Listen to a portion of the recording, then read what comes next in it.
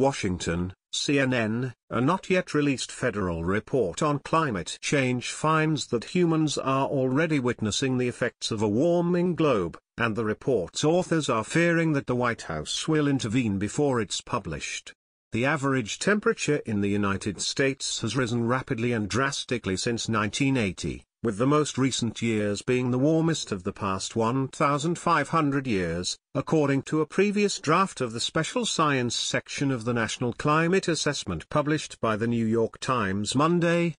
The draft posted by the Times was the third draft and was previously posted for public review between December 2016 and February 2017. CNN is told the version of the draft that is awaiting Trump administration approval has since been revised twice, although the main findings of the report are still in line with the findings in this older version of the draft. The report was reviewed by scientists from 13 federal agencies and concludes that Americans are already feeling the effects of climate change. Evidence for a changing climate abounds, from the top of the atmosphere to the depths of the oceans, that draft report reads. A White House official said it will withhold comment on any draft report before its scheduled release date. In that review, NAS said the draft report is impressive, timely and generally well written, and cited its breadth, accuracy and rigor. However, scientists involved in the current report are wary that the findings of the final report may not see the light of day. "We're in some uncharted waters here," said an author of the report who asked not to be named. "It's either going to become an official US government report, or it won't be, in which case we would have to find another outlet for it."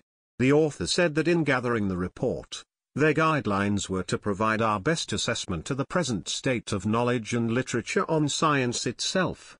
The fear about the final destination of the years-long report comes from the overall message emanating from the Trump administration. "We have yet to see any pushback. There's been no muzzling, but the uncertainty comes from an obvious place," the author said. "If the administration is backing out of the Paris Agreement and there's not a strong backing of the idea of human-caused climate change, then our report will most surely come into conflict with some of those stated ideas." Andy Rosenberg, director for the Center for Science and Democracy at the Union of Concerned Scientists, said the fear is not necessarily a new one. The process has continued to go along.